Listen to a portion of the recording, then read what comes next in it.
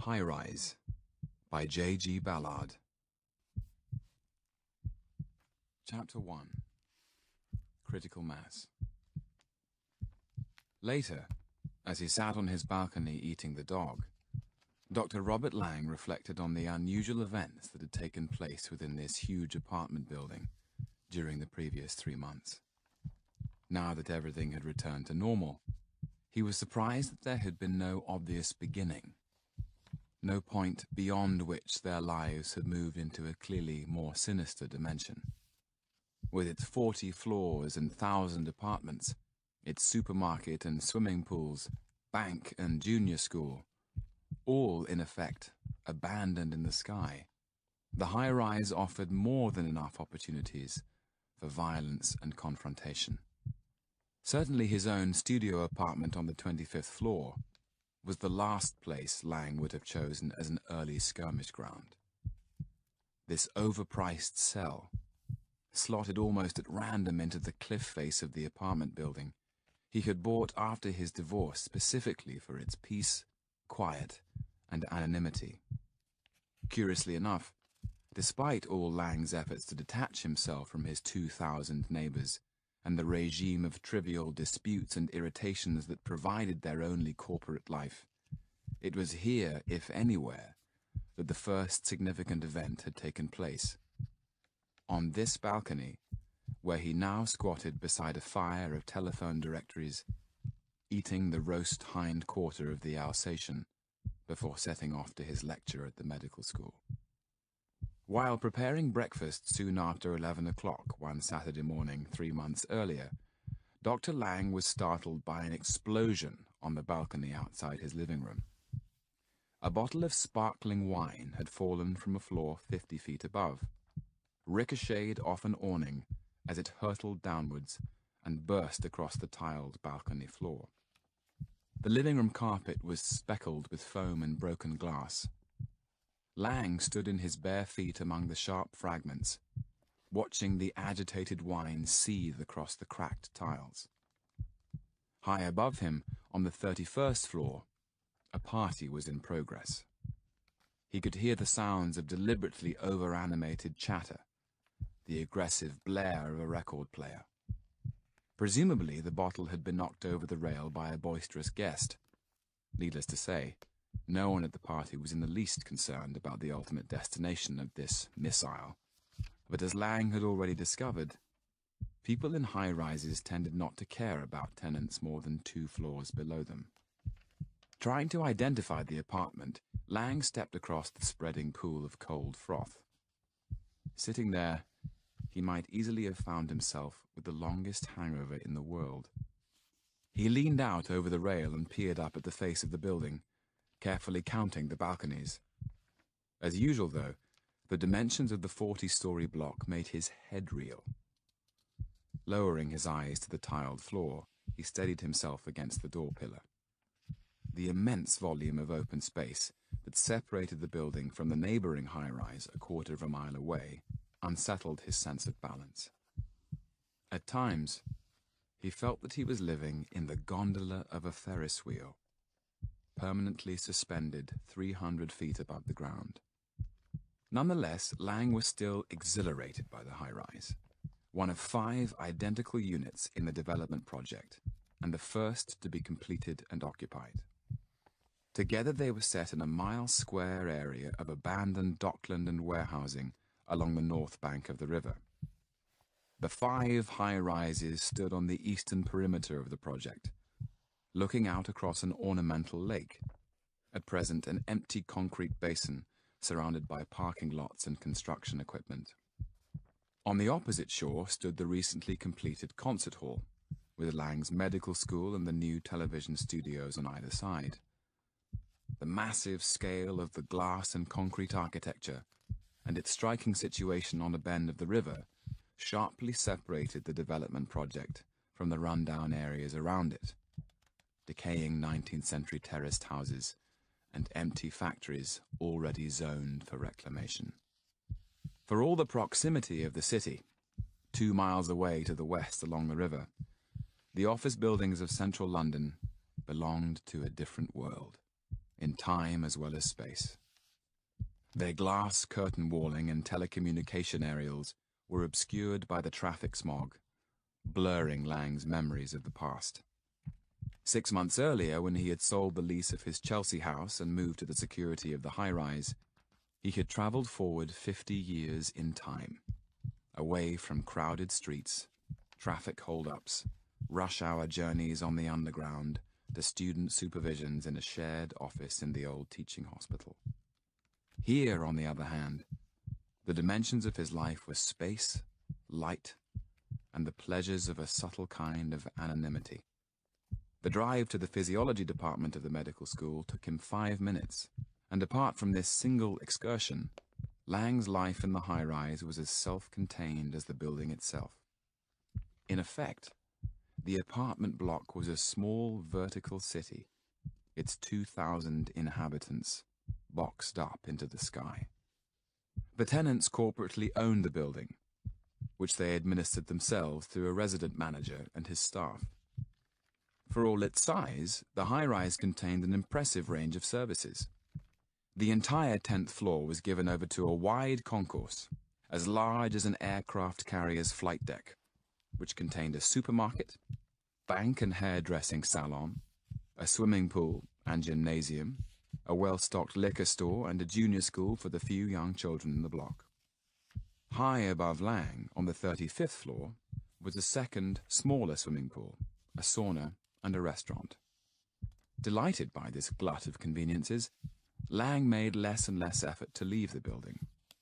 He unpacked his record collection and played himself into his new life, sitting on his balcony and gazing across the parking lots and concrete plazas below him.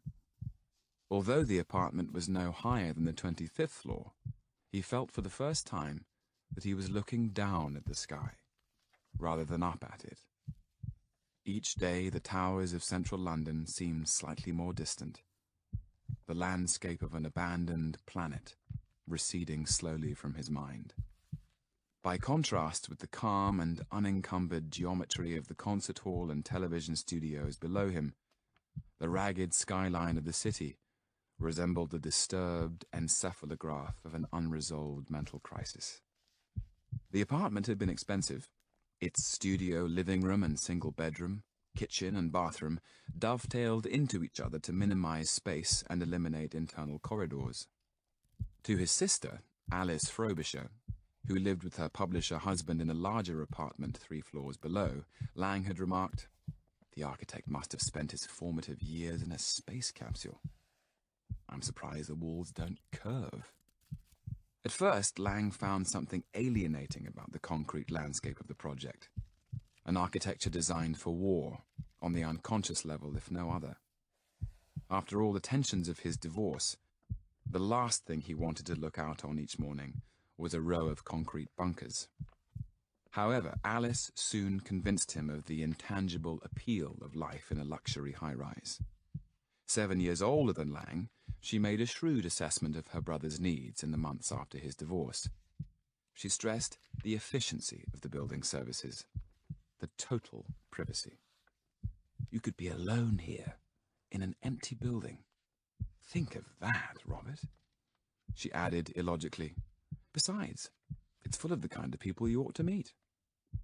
Here she was making a point that had not escaped Lang during his inspection visits. The 2,000 tenants formed a virtually homogeneous collection of well-to-do professional people. Lawyers, doctors, tax consultants, senior academics and advertising executives, along with a smaller group of airline pilots, film industry technicians, and trios of air hostesses sharing apartments. By the usual financial and educational yardsticks, they were probably closer to each other than the members of any conceivable social mix, with the same tastes and attitudes, fads and styles, clearly reflected in the choice of automobiles and the parking lots that surrounded the high-rise, in the elegant but somehow standardized way in which they furnished their apartments, in the selection of sophisticated foods in the supermarket delicatessen, in the tones of their self-confident voices. In short, they constituted the perfect background into which Lang could merge invisibly. His sister's excited vision of Lang alone in an empty building was closer to the truth than she realized. The high-rise was a huge machine, designed to serve not the collective body of tenants, but the individual resident in isolation. Its staff of air conditioning conduits, elevators, garbage disposal chutes, and electrical switching systems provided a never-failing supply of care and attention that a century earlier would have needed an army of tireless servants. Besides all this, once Lang had been appointed senior lecturer in physiology at the new medical school, the purchase of an apartment nearby made sense. It helped him as well to postpone once again any decision to give up teaching and take up general practice. But, as he told himself, he was still waiting for his real patients to appear. Perhaps he would find them here in the high-rise. Rationalizing his doubts over the cost of the apartment, Lang signed a 99-year lease and moved into his 1,000th share of the cliff face. The sounds of the party continued high over his head, magnified by the currents of air that surged erratically around the building. The last of the wine rilled along the balcony gutter, sparkling its way into the already immaculate drains. Lang placed his bare foot on the cold tiles and with his toes detached the label from its glass fragment. He recognized the wine immediately, a brand of expensive imitation champagne that was sold pre-chilled in the 10th floor liquor store and was its most popular line. They had been drinking the same wine at Alice's party the previous evening, in its way as confused an affair as the one taking place that moment over his head. Only too keen to relax after demonstrating all afternoon in the physiology laboratories, and with an eye on an attractive fellow guest, Lang had inexplicably found himself in a minor confrontation with his immediate neighbors on the 25th floor, an ambitious young orthodontic surgeon named Steele, and his pushy fashion consultant wife. Halfway through a drunken conversation, Lang had suddenly realized that he had managed to offend them deeply over their shared garbage disposal chute. The two had cornered Lang behind his sister's bar, where Steele fired a series of pointed questions at him, as though seriously disturbed by a patient's irresponsible attitude towards his own mouth. His slim face, topped by a center parting, always an indication to Lang of some odd character strain, pressed ever closer, and he half expected Steele to ram a metal clamp or retractor between his teeth. His intense, glamorous wife followed up the attack, in some way challenged by Lang's offhand manner, his detachment from the serious business of living in the high-rise. Lang's fondness for pre-lunch cocktails, his nude sunbathing on the balcony, and his generally raffish air obviously unnerved her. She clearly felt that at the age of 30, Lang should have been working 12 hours a day in a fashionable consultancy, and be in every way as respectably self-aggrandizing as her husband. No doubt she regarded Lang as some kind of internal escapee from the medical profession, with a secret tunnel into a less responsible world. This low-level bickering surprised Lang, but after his arrival at the apartment building, he soon recognized the extraordinary number of thinly veiled antagonisms around him. The high-rise had a second life of its own. The talk at Alice's party moved on two levels. Never far below the froth of professional gossip was a hard mantle of personal rivalry. At times, he felt that they were all waiting for someone to make a serious mistake. After breakfast, Lang cleared the glass from the balcony. Two of the decorative tiles had been cracked. Mildly irritated, Lang picked up the bottleneck, still with its wired cork and foil in place, and tossed it over the balcony rail. A few seconds later, he heard it shatter among the cars parked below. Pulling himself together, Lang peered cautiously over the ledge. He might easily have knocked in someone's windscreen. Laughing aloud at this aberrant gesture, he looked up at the 31st floor. What were they celebrating at 11:30 in the morning? Lang listened to the noise mount as more guests arrived. Was this a party that had accidentally started too early, or one that had been going on all night and was now getting its second wind? the internal time of the high-rise, like an artificial psychological climate, operated to its own rhythms, generated by a combination of alcohol and insomnia. On the balcony diagonally above him, one of Lang's neighbors, Charlotte Melville, was setting out a tray of drinks on a table. Queasily aware of his strained liver, Lang remembered that at Alice's party the previous evening, he had accepted an invitation to cocktails. Thankfully, Charlotte had rescued him from the orthodontic surgeon with the disposal chute obsessions. Lang had been too drunk to get anywhere with this good-looking widow of 35, apart from learning that she was a copywriter with a small but lively advertising agency. The proximity of her apartment, like her easy style, appealed to Lang, exciting in him a confusing blend of lechery and romantic possibility. As he grew older, he found himself becoming more romantic and more callous at the same time. Sex was one thing, Lang kept on reminding himself, that the high-rise potentially provided in abundance.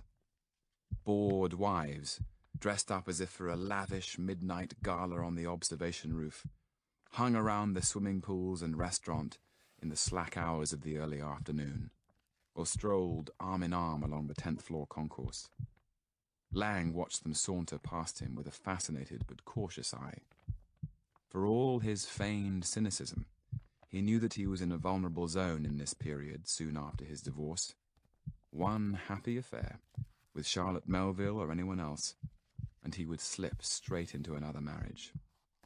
He had come to the high-rise to get away from all relationships. Even his sister's presence, and the reminders of their high-strung mother, a doctor's widow slowly sliding into alcoholism, at one time seemed too close for comfort. However, Charlotte had briskly put all these fears to rest. She was still preoccupied by her husband's death from leukemia, her 6-year-old son's welfare, and, she admitted to Lang, her insomnia, a common complaint in the high-rise, almost an epidemic. All the residents he had met, on hearing that Lang was a physician, at some point brought up their difficulties in sleeping. At parties, people discussed their insomnia in the same way that they referred to the other built-in design flaws of the apartment block. In the early hours of the morning, the 2,000 tenants subsided below a silent tide of seconal. Lang had first met Charlotte in the 35th floor swimming pool, where he usually swam, partly to be on his own, and partly to avoid the children who used the 10th floor pool. When he invited her to a meal in the restaurant, she promptly accepted. But as they sat down at the table, she said pointedly, "Look, I only want to talk about myself." Lang had liked that.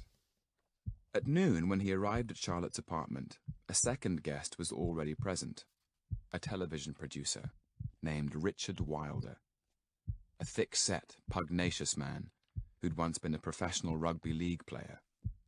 Wilder lived with his wife and 2 sons on the 2nd floor of the building. The noisy parties he held with his friends on the lower levels, airline pilots and hostesses sharing apartments, had already put him at the center of various disputes. To some extent, the irregular hours of the tenants on the lower levels had cut them off from their neighbors above. In an unguarded moment, Lang's sister had whispered to him that there was a brothel operating somewhere in the high-rise. The mysterious movements of the air hostesses as they pursued their busy social lives, particularly on the floors above her own, clearly unsettled Alice, as if they in some way interfered with the natural social order of the building, its system of precedences entirely based on floor height. Lang had noticed that he and his fellow tenants were far more tolerant of any noise or nuisance from the floors above than they were from those below them. However, he liked Wilder, with his loud voice and rugby scrum manners. He let a needed dimension of the unfamiliar into the apartment block. His relationship with Charlotte Melville was hard to gauge. His powerful sexual aggression was overlaid by a tremendous restlessness. No wonder his wife, a pale young woman with a postgraduate degree who reviewed children's books for the literary weeklies, seemed permanently exhausted. As Lang stood on the balcony, accepting a drink from Charlotte. The noise of the party came down from the bright air, as if the sky itself had been wired for sound. Charlotte pointed to a fragment of glass on Lang's balcony that had escaped his brush. "Are you under attack? I heard something fall." She called to Wilder, who was lounging back in the center of her sofa, examining his heavy legs. "It's those people on the 31st floor." "Which people?" Lang asked. He assumed that she was referring to a specific group, a clique of over-aggressive film actors or tax consultants, or perhaps a freak aggregation of dipsomaniacs. But Charlotte shrugged vaguely, as if it was unnecessary to be more specific. Clearly some kind of demarcation had taken place in her mind, like his own facile identification of people by the floors on which they lived. "By the way, what are we all celebrating?" he asked as they returned to the living room. "Don't you know?" Wilder gestured at the walls and ceiling. "Full house. We've achieved critical mass." "Richard means that the last apartment has been occupied," Charlotte explained. "Incidentally, the contractors promised us a free party when the 1000th apartment was sold." "I'll be interested to see if they hold it," Wilder remarked. Clearly he enjoyed running down the high-rise. "The elusive Anthony Royal was supposed to provide the booze. You've met him, I think," he said to Lang. "The architect who designed our hanging paradise." "We play squash together," Lang rejoined. Aware of the hint of challenge in Wilder's voice, he added, "Once a week. I hardly know the man, but I like him." Wilder sat forward, cradling his heavy head in his fists. Lang noticed that he was continually touching himself, forever inspecting the hair on his massive calves, smelling the backs of his scarred hands, as if he had just discovered his own body. "You're favoured to have met him," Wilder said. "I'd like to know why. An isolated character. I ought to resent him, but somehow I feel sorry for the man, hovering over us like some kind of fallen angel." "He has a penthouse apartment," Lang commented. He had no wish to become involved in any tug-of-war over his brief friendship with Royal. He had met this well-to-do architect, a former member of the consortium which had designed the development project, during the final stages of Royal's recovery from a minor car accident. Lang had helped him to set up the complex calisthenics machine in the penthouse, where Royal spent his time, the focus of a great deal of curiosity and attention. As everyone continually repeated, Royal lived on top of the building, as if in some kind of glamorous shack. "Royal was the first person to move in here," Wilder informed him. "There's something about him I haven't put my finger on. Perhaps even a sense of guilt. He hangs around up there as if he's waiting to be found out. I expected him to leave months ago. He has a rich young wife, so why stay on in this glorified tenement?" Before Lang could protest, Wilder pressed on. "I know Charlotte has reservations about life here. The trouble with these places is that they're not designed for children. The only open space turns out to be someone else's car park. By the way, Doctor, I'm planning to do a television documentary about high-rises, a really hard look at the physical and psychological pressures of living in a huge condominium such as this one." "You'll have a lot of material." Too much, as always." "I wonder if Royal would take part. You might ask him, Doctor. As one of the architects of the block and its first tenant, his views would be interesting. Your own, too." As Wilder talked away rapidly, his words overrunning the cigarette smoke coming from his mouth, Lang turned his attention to Charlotte. She was watching Wilder intently, nodding at each of his points. Lang liked her determination to stick up for herself and her small son, her evident sanity and good sense. His own marriage, to a fellow physician and specialist in tropical medicine, had been a brief but total disaster, a reflection of heaven only knew what needs. With unerring judgment, Lang had involved himself with this highly strung and ambitious young doctor, for whom Lang's refusal to give up teaching in itself suspicious, and involve himself directly in the political aspects of preventive medicine, had provided a limitless opportunity for bickering and confrontation. After only 6 months together, she had suddenly joined an international famine relief organization and left on a 3-year tour. But Lang had made no attempt to follow her. For reasons he could not yet explain, he had been reluctant to give up teaching, and the admittedly doubtful security of being with students who were still almost his own age. Charlotte, he guessed, would understand this. In his mind, Lang projected the possible course of an affair with her, the proximity and distance which the high-rise provided at the same time, that neutral emotional background against which the most intriguing relationships might develop, had begun to interest him for its own sake. For some reason he found himself drawing back even within this still imaginary encounter, sensing that they were all far more involved with each other than they realized. An almost tangible network of rivalries and intrigues bound them together. As he guessed, even this apparently casual meeting in Charlotte's apartment had been set up to test his attitude to the upper-level residents who were trying to exclude children from the 35th floor swimming pool. "The terms of our leases guarantee us equal access to all facilities," Charlotte explained. "We've decided to set up a parents' action group." "Doesn't that leave me out?" "We need a doctor on the committee. The pediatric argument would come much more forcefully from you, Robert." Well, perhaps. Lang hesitated to commit himself. Before he knew it, he would be a character in a highly charged television documentary, or taking part in a sit-in outside the office of the building manager.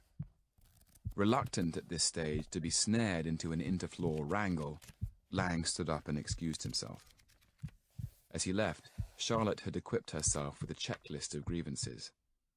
Sitting beside Wilder, she began to tick off the complaints to be placed before the building manager, like a conscientious teacher preparing the syllabus for the next term.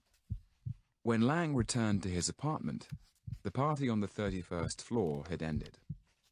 He stood on his balcony in the silence, enjoying the magnificent play of light across the neighboring block 400 yards away.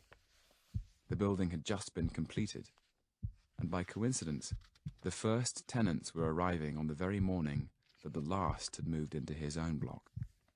A furniture pantechnicon was backing into the entrance to the freight elevator, and the carpets and stereo speakers, dressing tables and bedside lamps would soon be carried up the elevator shaft to form the elements of a private world.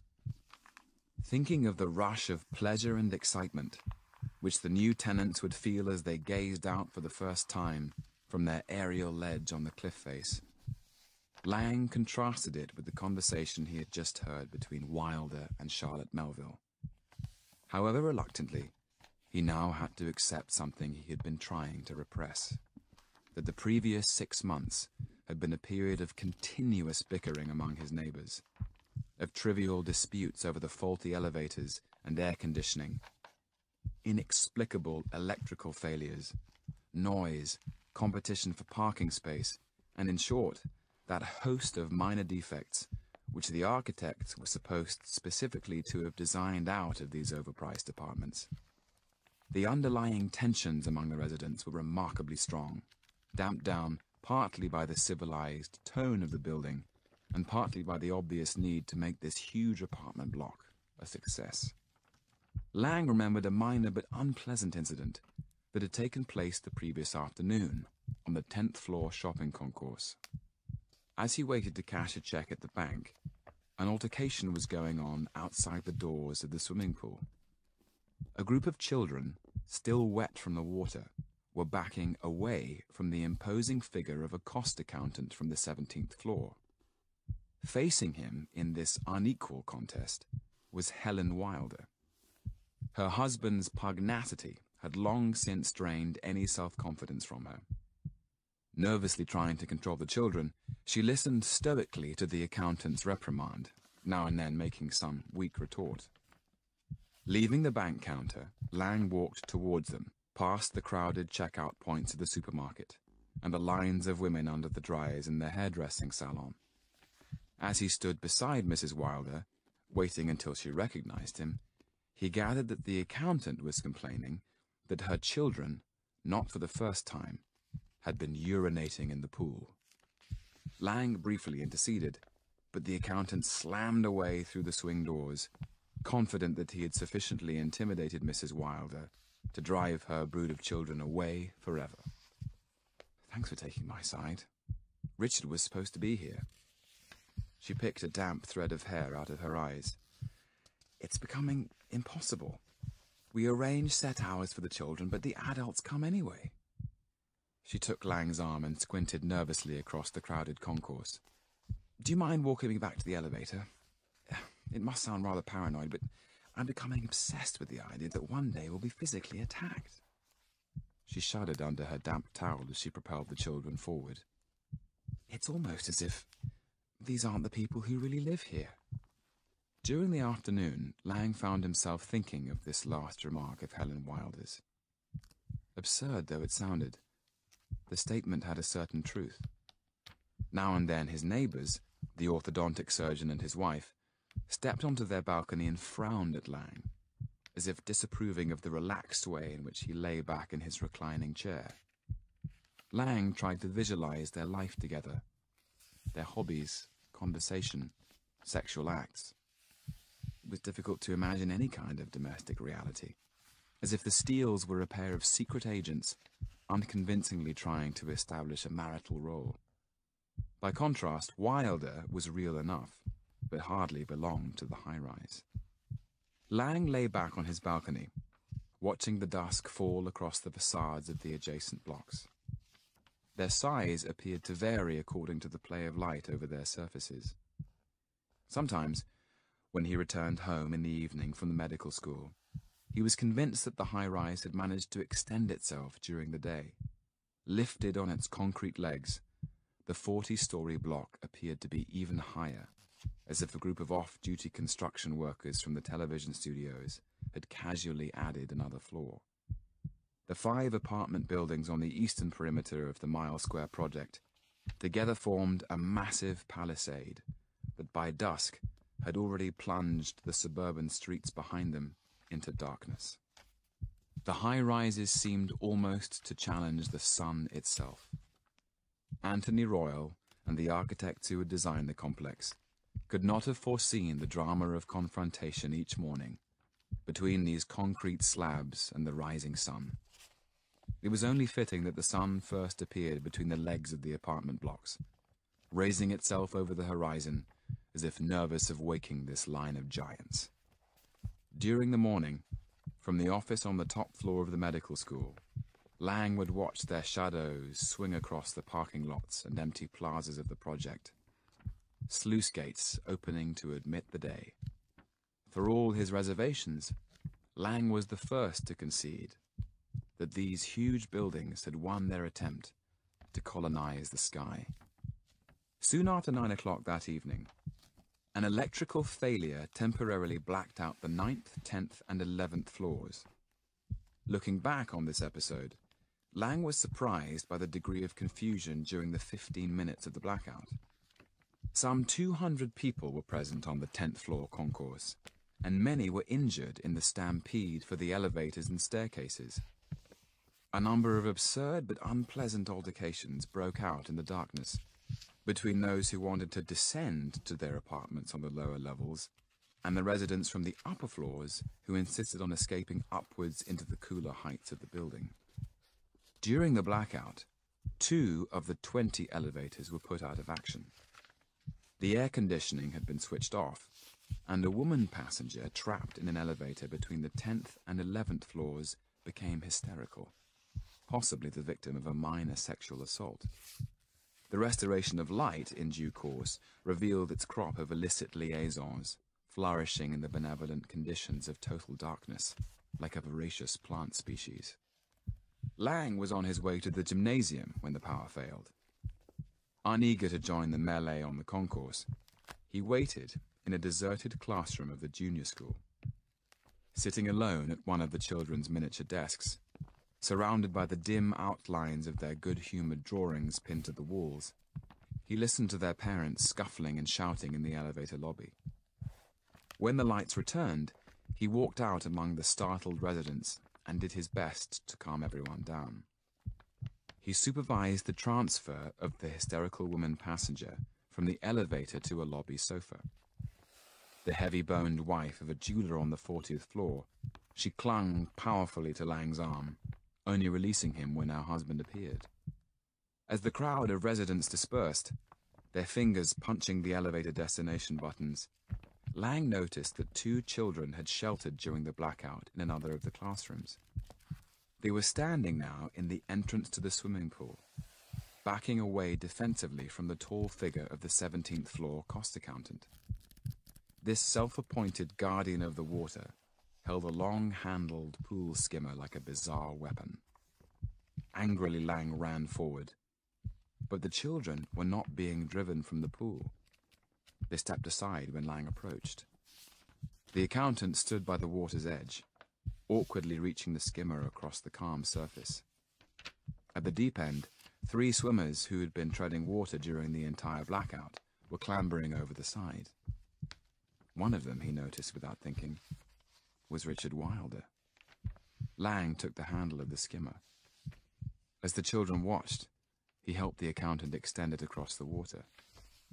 Floating in the center of the pool was the drowned body of an Afghan hound.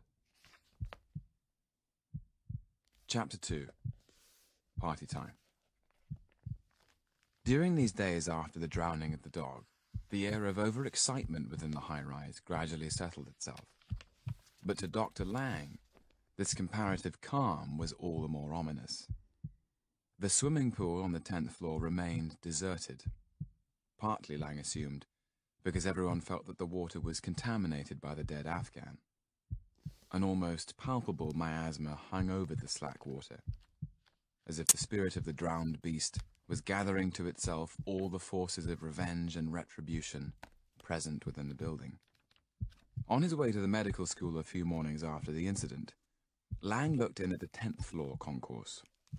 After booking a squash court for his weekly game that evening with Anthony Royal, he walked towards the entrance of the swimming pool.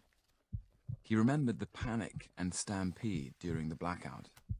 By contrast, the shopping mall was now almost empty, a single customer ordering his wines at the liquor store. Lang pushed back the swing doors and strolled around the pool. The changing cubicles were closed, the curtains drawn across the shower stalls.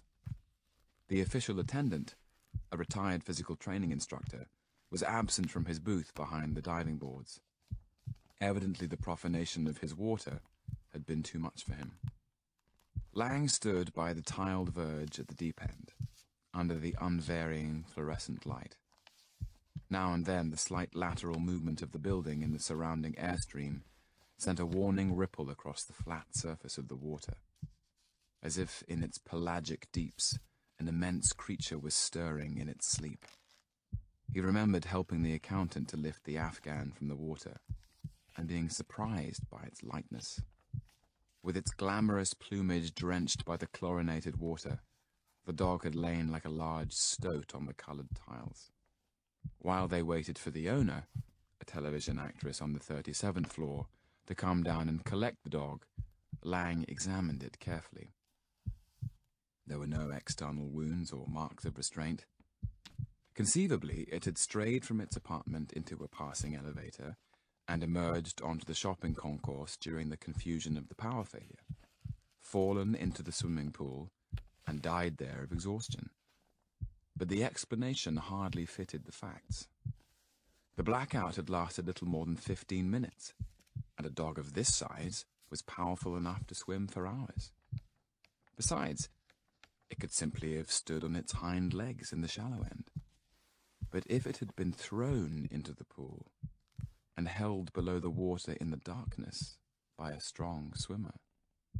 Surprised by his own suspicions, Lang made a second circuit of the pool. Something convinced him that the dog's drowning had been a provocative act, intended to invite further retaliation in its turn. The presence of the 50 or so dogs in the high-rise had long been a source of irritation. Almost all of them were owned by residents on the top 10 floors, just as, conversely, most of the 50 children lived in the lower 10. Together, the dogs formed a set of over-pampered pedigree pets, whose owners were not noticeably concerned for their fellow tenants' comfort and privacy. The dogs barked around the car parks when they were walked in the evening, fouling the pathways between the cars. On more than one occasion, elevator doors were sprayed with urine. Lang had heard Helen Wilder complain that rather than use their 5 high-speed elevators which carried them from a separate entrance lobby directly to the top floors, the dog owners habitually transferred to the lower-level elevators, encouraging their pets to use them as lavatories. The rivalry between the dog owners and the parents of small children had, in a sense, already polarized the building. Between the upper and lower floors, the central mass of apartments, roughly from the 10th floor to the 30th, formed a buffer state. During the brief interregnum after the dog's drowning, a kind of knowing calm presided over the middle section of the high-rise, as if the residents had already realized what was taking place within the building. Lang discovered this when he returned that evening from the medical school. By 6 o'clock, the section of the parking lot reserved for the 20th to the 25th floors would usually be full, forcing him to leave his car in the visitors section 300 yards from the building. Reasonably enough, the architects had zoned the parking lots so that the higher a resident's apartment, and consequently the longer the journey by elevator, the nearer he parked to the building. The residents from the lower floors had to walk considerable distances to and from their cars each day, a sight not without its satisfaction, Lang had noticed. Somehow the high-rise played into the hands of the most petty impulses. That evening, however, as he reached the already crowded car park, Lang was surprised by his fellow tenants' tolerant behavior. He arrived at the same time as his neighbor, Dr. Steele. By rights, they should have raced each other for the last vacant place and taken separate elevators to their floor. But tonight, each beckoned the other forward in a show of exaggerated gallantry and waited while the other parked. They even walked together to the main entrance. In the lobby, a group of tenants stood outside the manager's office, remonstrating noisily with his secretary. The electrical supply system on the 9th floor was still out of order, and at night the floor was in darkness. Fortunately, it was light until late in the summer evening, but the inconvenience to the 50 residents on the floor was considerable.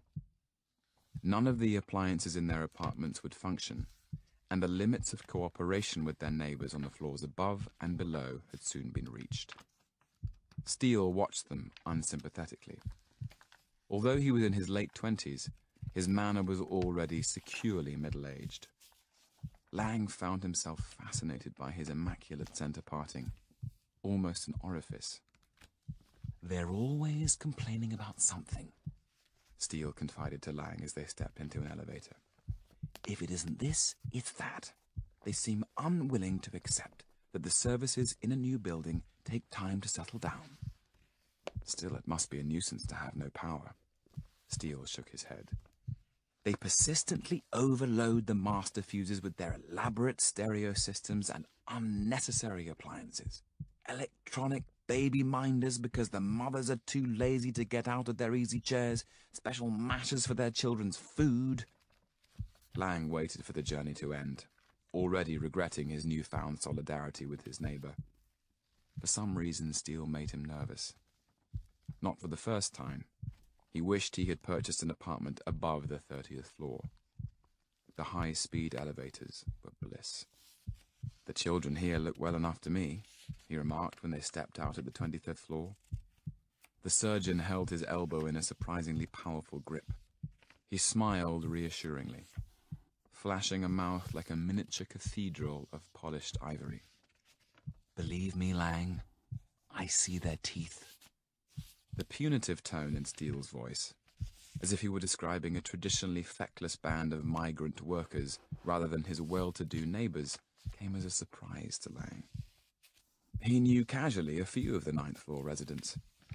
A sociologist who was a friend of Charlotte Melville's, and an air traffic controller who played string trios with friends on the 25th floor, an amusing and refined man to whom Lang often talked as he carried his cello into the elevator. But distance lent disenchantment. The extent of this separation of loyalties was brought home to Lang when he set off to play squash with Anthony Royal. He took an elevator up to the 40th floor and, as usual, arrived 10 minutes early so that he could go out onto the roof. The spectacular view always made Lang aware of his ambivalent feelings for this concrete landscape. Part of its appeal lay all too clearly in the fact that this was an environment built, not for man, but for man's absence. Lang leaned against the parapet, shivering pleasantly in his sports clothes. He shielded his eyes from the strong air currents that rose off the face of the high-rise. The cluster of auditorium roofs, curving roadway embankments, and rectilinear curtain walling formed an intriguing medley of geometries. Less a habitable architecture, he reflected, than the unconscious diagram of a mysterious psychic event. 50 feet away to Lang's left, a cocktail party was in progress. 2 buffet tables covered with white cloths had been laid with trays of canapes and glasses, and a waiter was serving drinks behind a portable bar. Some 30 guests in evening dress stood about talking in small groups. For a few minutes Lang ignored them, absent-mindedly tapping his rackets case on the parapet. But something about the hard, over-animated chatter made him turn. Several of the guests were looking in his direction, and Lang was certain that they were talking about him. The party had moved nearer, and the closest guests were no more than 10 feet away. All were residents from the top 3 floors. Even more unusual was the self-conscious formality of their dress. At none of the parties in the high-rise had Lang seen anyone dressed in anything other than casual wear. Yet here, the men wore dinner jackets and black ties, the women floor-length evening dresses. They carried themselves in a purposeful way, as if this were less a party than a planning conference. Almost within arm's reach, the immaculate figure of a well-to-do art dealer was squaring up to Lang, the lapels of his dinner jacket flexing like an overworked bellows. On either side of him were the middle-aged wives of a stock exchange jobber and a society photographer, staring distastefully at Lang's white sports clothes and sneakers.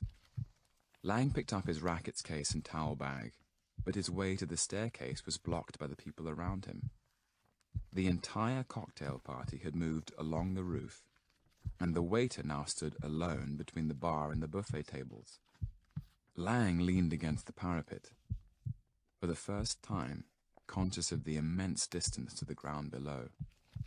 He was encircled by a heavily breathing group of his fellow residents, so close that he could smell the medley of expensive scents and aftershaves. He was curious as to what exactly they were going to do, but at the same time was aware that at any moment a meaningless act of violence might occur. "Dr. Lang, ladies, would you release the doctor?" At what seemed the last moment, a familiar figure with adroit hands and a soft walk called out reassuringly. Lang recognized the jeweler whose hysterical wife he had briefly examined during the power failure. As he greeted Lang, the guests casually dispersed, like a group of extras switched to another scene. Without thinking, they strolled back to their drinks and canapes. "Was it fortunate that I arrived?" The jeweler peered at Lang, as if puzzled by his presence in this private domain. "You're here to play squash with Anthony Royal. I'm afraid he's decided to decline," he added, as much to himself as to Lang. "My wife should have been here.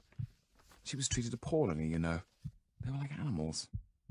Slightly shaken, Lang accompanied him to the stairway. He looked back at the cocktail party, with its well-bred guests, uncertain whether he had imagined the imminent attack on him. After all, what could they have actually done? Hardly tossed him over the edge. As he pondered this, he noticed a familiar pale-haired figure in a white safari jacket, standing with one hand on the calisthenics machine in the penthouse, overlooking the northern end of the roof. Resting at his feet was Royal's Alsatian, with its Arctic coat, without doubt the premier dog in the high-rise. Making no attempt to hide himself, Anthony Royal was watching Lang with a thoughtful gaze. As always, his expression was an uneasy mixture of arrogance and defensiveness, as if he were all too aware of the built-in flaws of this huge building he had helped to design, but was determined to outstare any criticism, even at the price of theatrical gestures, such as the Alsatian and his white hunter's jacket.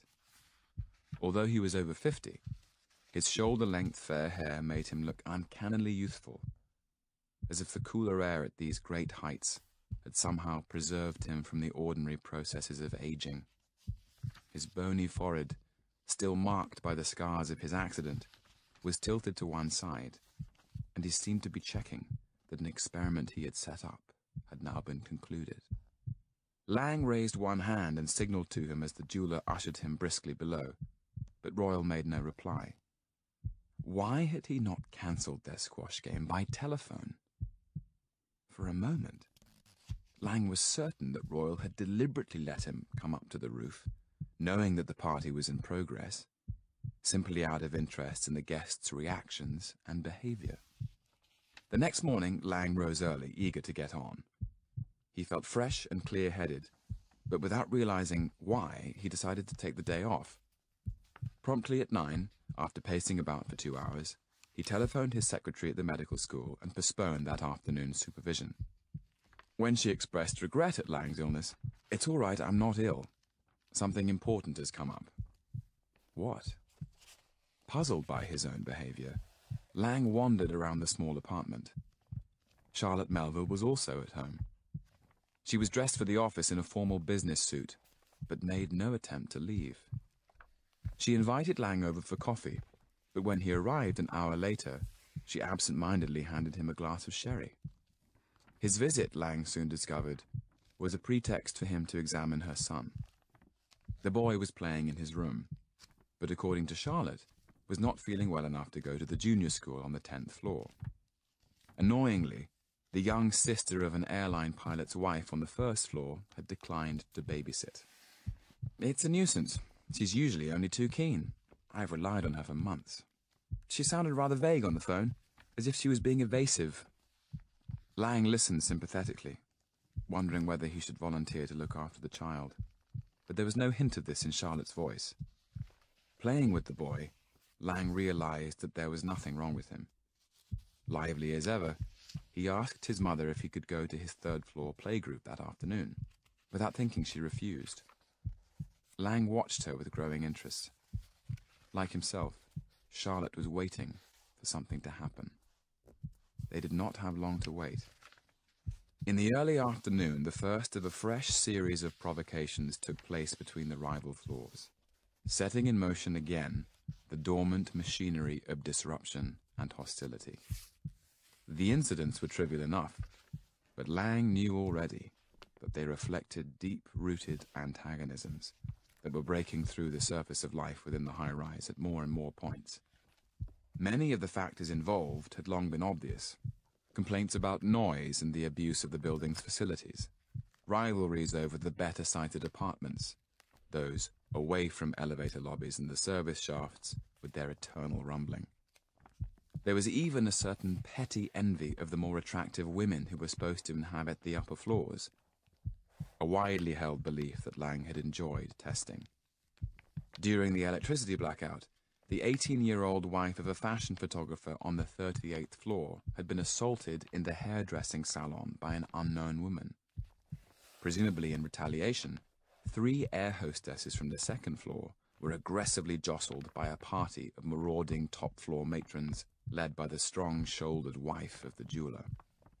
Watching from Charlotte's balcony, Lang waited as the first of these incidents took place. Standing there with a pretty woman, a drink in one hand, he felt pleasantly light-headed. Below them, on the 9th floor, a children's party was in full swing. The parents made no attempt to restrain their offspring, in effect urging them to make as much noise as possible. Within half an hour, fueled by a constant flow of alcohol, the parents took over from their children. Charlotte laughed openly as soft drinks were poured onto the cars below, drenching the windscreens and roofs of the expensive limousines and sports saloons in the front ranks. These lively proceedings were watched by hundreds of residents who had come out onto their balconies. Playing up to their audience, the parents egged on their children. The party was soon out of control. Drunken children tottered about helplessly. High above them, on the 37th floor, a woman barrister began to shout angrily, outraged by the damage to her open-topped sports car, whose black leather seats were covered with melting ice cream. A pleasant carnival atmosphere reigned. At least it made a change, Lang felt, from the formal behavior of the high-rise. Despite themselves, he and Charlotte joined in the laughter and applause, as if they were spectators at an impromptu amateur circus. A remarkable number of parties were being held that evening. Usually, few parties took place other than at weekends, but on this Wednesday evening, everyone was involved in one revel or another. Telephones rang continuously, and Charlotte and Lang were invited to no less than 6 separate parties. "I ought to get my hair done." Charlotte took his arm happily, almost embracing Lang. "What exactly are we celebrating?" The question surprised Lang. He held Charlotte's shoulder, as if protecting her. God only knows. Nothing to do with fun and games. One of the invitations had come from Richard Wilder. Instantly, both he and Charlotte declined. "Why did we refuse?" Charlotte asked, her hand still on the receiver. "He was expecting us to say no." "The Wilders live on the 2nd floor," Lang explained. "Things are rather rowdy down there." "Robert, that's a rationalization." Behind Charlotte, as she spoke, her television set was showing the newsreel of an attempted prison breakout. The sound had been turned down, and the silent images of crouching warders and police and the tiers of barricaded cells flickered between her legs. Everyone in the high-rise, Lang reflected, watched television with the sound down. The same images glowed through his neighbors' doorways when he returned to his apartment. For the first time, people were leaving their front doors ajar and moving casually in and out of each other's apartments. However, these intimacies did not extend beyond each resident's immediate floor. Elsewhere, the polarization of the building proceeded apace. Finding that he had run out of liquor, Lang took the elevator down to the 10th floor concourse. As he expected, there was a heavy run on alcohol, and long lines of impatient residents stood outside the liquor store. Seeing his sister Alice near the counter, Lang tried to enlist her help. Without hesitating, she turned him down, and promptly launched into a vigorous denunciation of the tomfoolery that afternoon. In some way, she clearly associated Lang with the lower floor tenants responsible, identifying him with Richard Wilder and his rowdies. As Lang waited to be served, what resembled a punitive expedition from the upper floors caused a fracas in the swimming pool. A party of residents from the top 3 floors arrived in a belligerent mood. Among them was the actress whose Afghan hound had drowned in the pool. She and her companions began by fooling about in the water, drinking champagne on a rubber raft against the swimming pool rules and splashing people leaving the changing cubicles. After a futile attempt to intercede, the elderly attendant gave up and retreated to his booth behind the diving boards. The elevators were full of aggressive pushing and heaving. The signal buttons behaved erratically, and the elevator shafts drummed as people pounded impatiently on the doors. On their way to a party on the 27th floor, Lang and Charlotte were jostled when their elevator was carried down to the 3rd floor by a trio of drunken pilots. Bottles in hand, they'd been trying for half an hour to reach the 10th floor. Seizing Charlotte good-humoredly around the waist, one of the pilots almost dragged her off to the small projection theater beside the school, which had previously been used for showing children's films. The theater was now screening a private program of blue movies, including one apparently made on the premises with locally recruited performers. At the party on the 27th floor, given by Adrian Talbot, an effeminate but likable psychiatrist at the medical school, Lang began to relax for the first time that day. he noticed immediately that all the guests were drawn from the apartments nearby. Their faces and voices were reassuringly familiar. In a sense, as he remarked to Talbot, they constituted the members of a village. Perhaps a clan would be more exact, Talbot commented. The population of this apartment block is nowhere near so homogeneous as it looks at first sight. We'll soon be refusing to speak to anyone outside our own enclave. He added, my car had its windscreen smashed this afternoon by a falling bottle. Could I move it back to where you people are? As a qualified physician, Talbot was entitled to park in the ranks closest to the building. Lang, perhaps anticipating the dangers of proximity, had never made use of this concession. The psychiatrist's request was instantly granted by his fellow residents, an appeal to solidarity that no member of his clan could deny. The party was one of the most successful Lang had attended. Unlike the majority of parties in the high-rise, at which well-bred guests stood about exchanging professional small talk before excusing themselves, this one had real buoyancy. And now it's time for you to go to sleep. Perhaps you'll dream of mischievous villains or brave superheroes tonight.